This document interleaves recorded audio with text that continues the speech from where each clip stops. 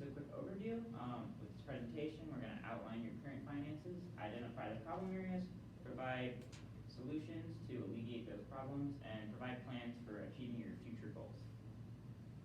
So, just to reiterate, your current goals are to balance your budget with no new debts, save for retirement, save for your kids' college, and have money for at least one vacation per year.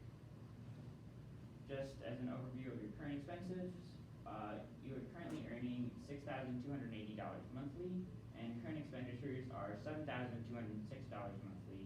And the largest contributors to that are $1,387 for your mortgage, $1,472 for vehicles, $1,230 for eating out, and $1,070 for childcare.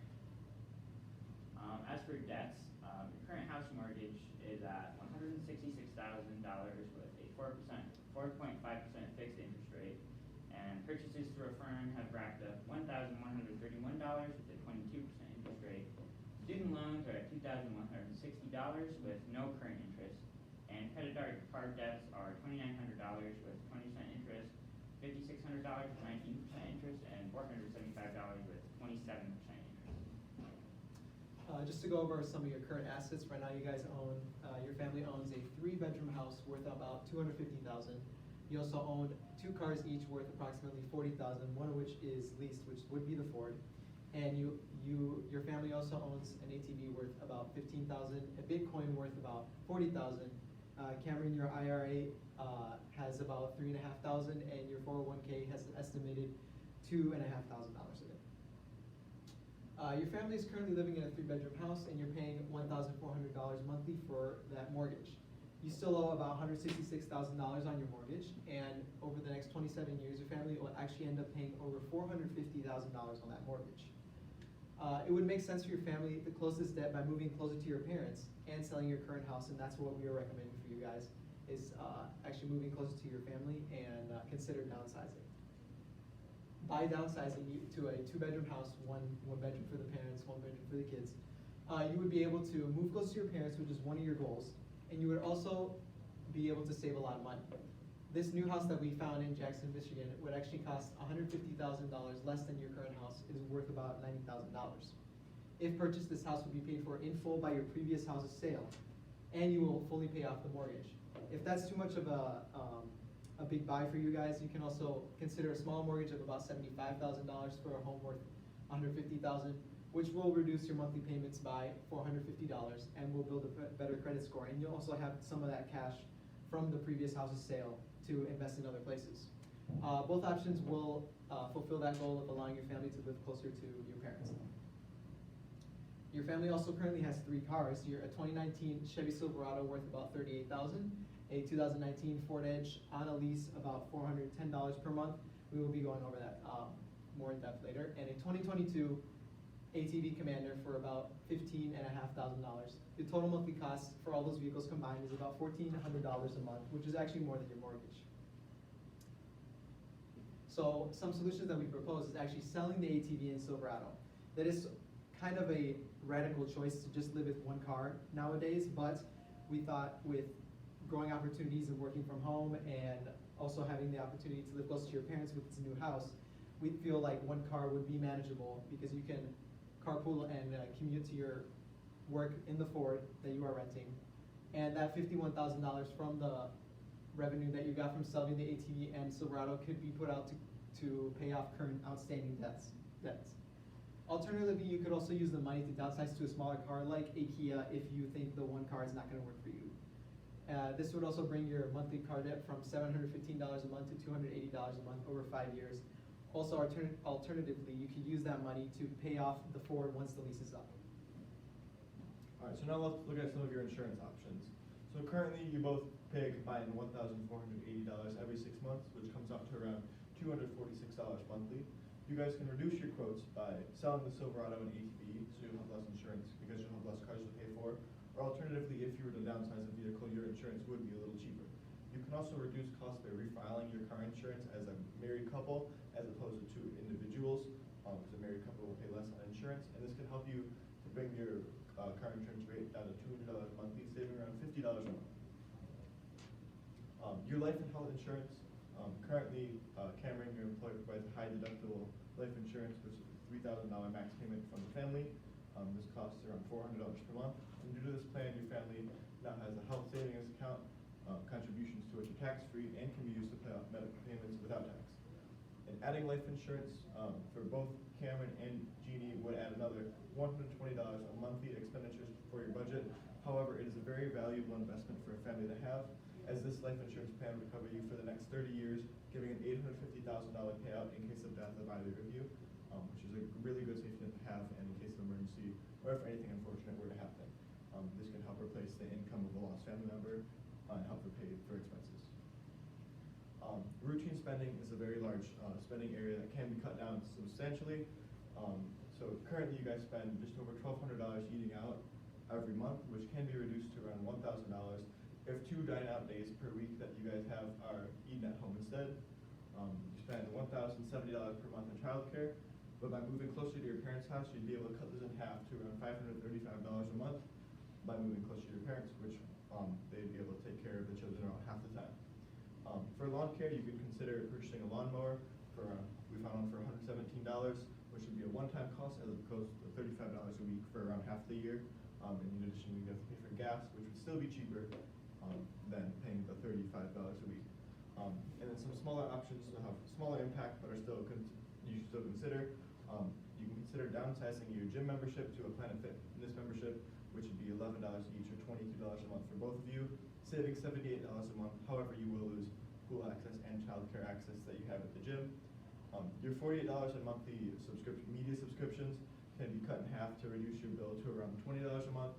This is optional and not ginormous, but it is an option. And lastly, let's look at some of the results of our financial plan. So if you decide to move to a cheaper house, you will no longer have that large mortgage payment.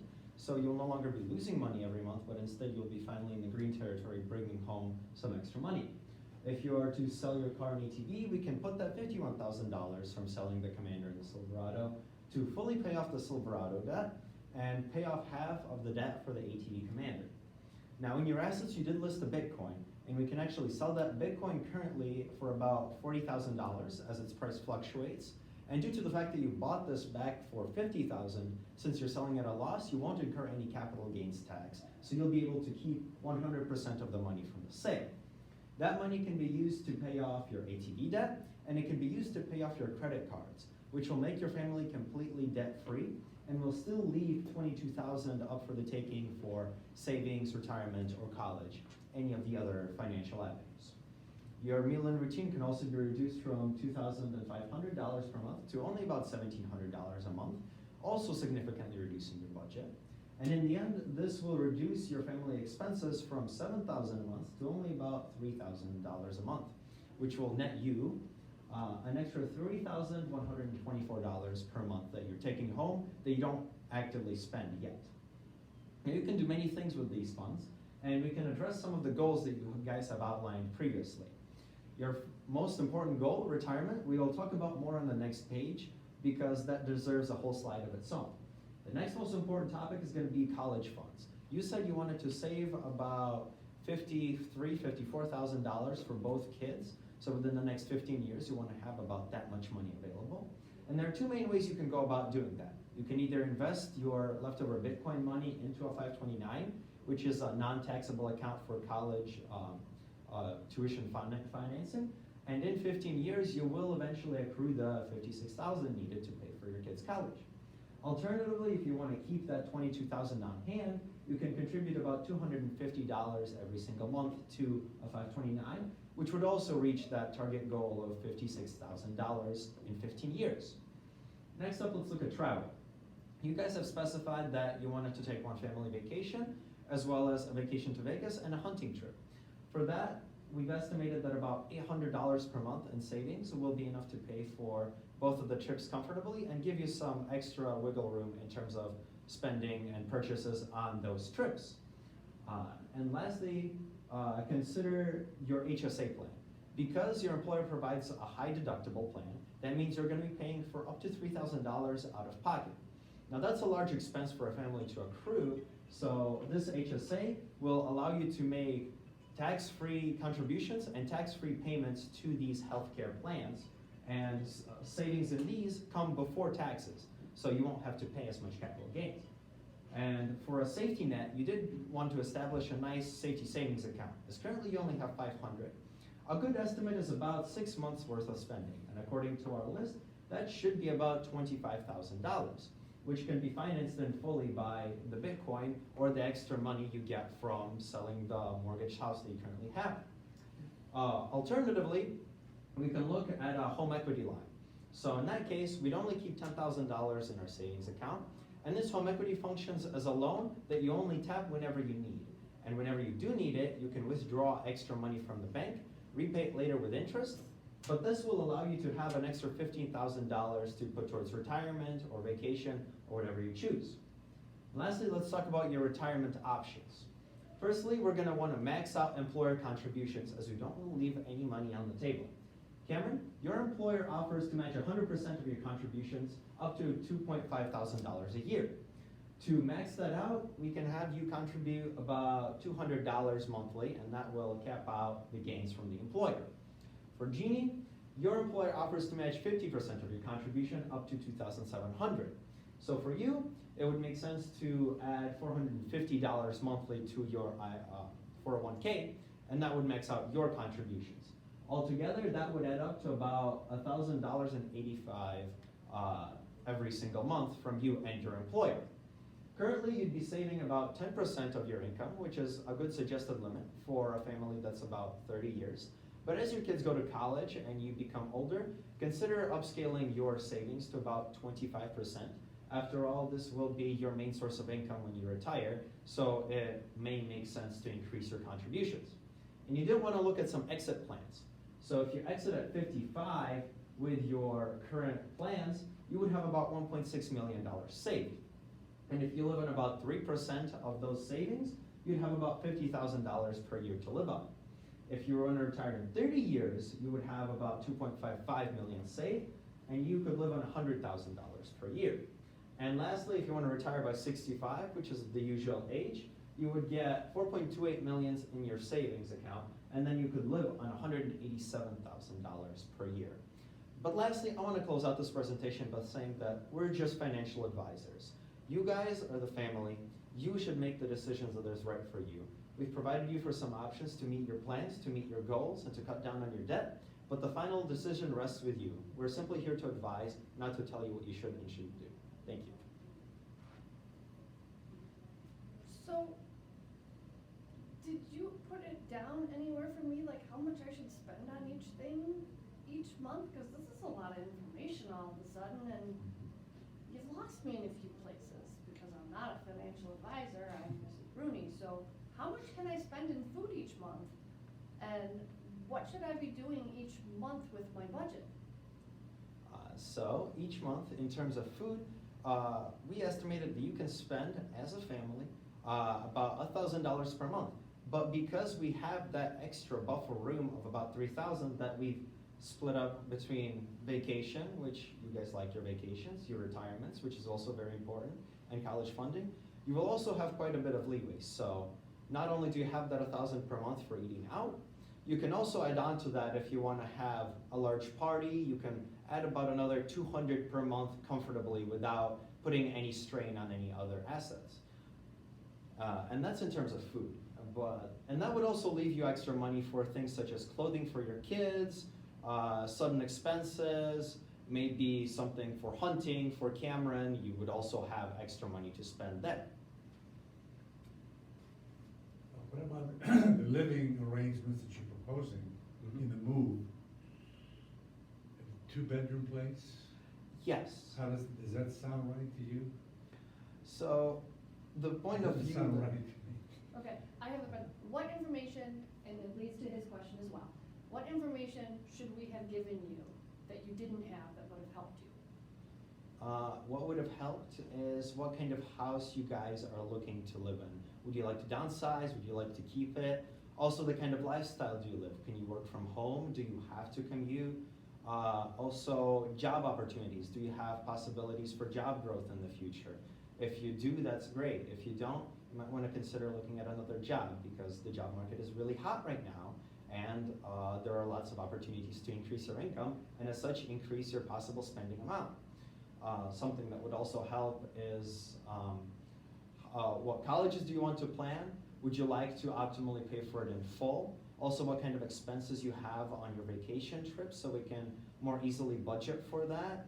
Because if we know how much you spend on vacation, we can more accurately save for it. So if I'm moving away, if I'm moving to Jackson, where do you think I live now?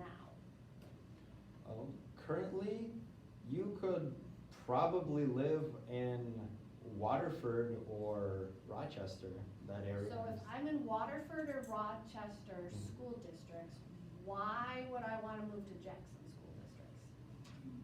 Because if I have a 1-year-old and a 3-year-old, what am I gonna look at more than just how much the house is? The quality of education you get in a public school district. So was Jackson the best location to pick, or did we pick it due to the price of the house? We picked it for your current financial situation. And that's the estimate that we ran with for selling the house and having no mortgage. And so, here's a question, what is the best way to get someone into a better financial place? Well, there are different avenues, but the first one is eliminating credit card debt. Because currently the expenses are 20% interest on over $8,000 of credit card debt. And if you work out the math with minimum payments, that wouldn't get paid off until almost your retirement. So every single month you'd be paying that price tag of about $800 just towards credit cards, and you won't have that capital to spend on home improvements or savings. So that would be the first step to getting into a good financially safe place.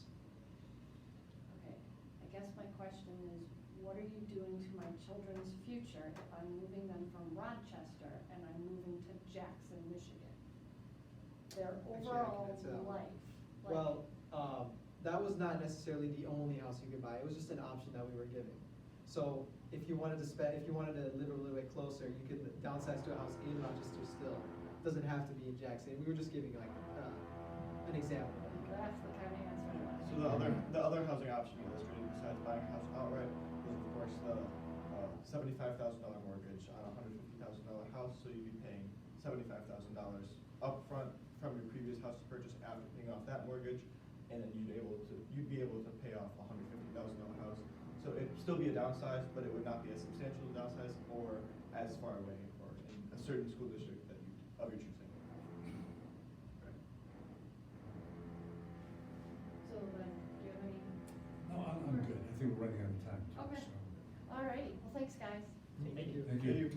My one suggestion, if you do this in the future, is do an Excel spreadsheet that says how much I'm spending and how much you propose I spend. Okay. That's, As opposed to listing everything out in the PowerPoint? Yes, like, Okay. especially if you're presenting information to people, they can digest and read it faster. So that I know if I'm spending $1,000 on childcare now, if I move closer to my mom, maybe I only spend $4, and how that Okay. changes your budget.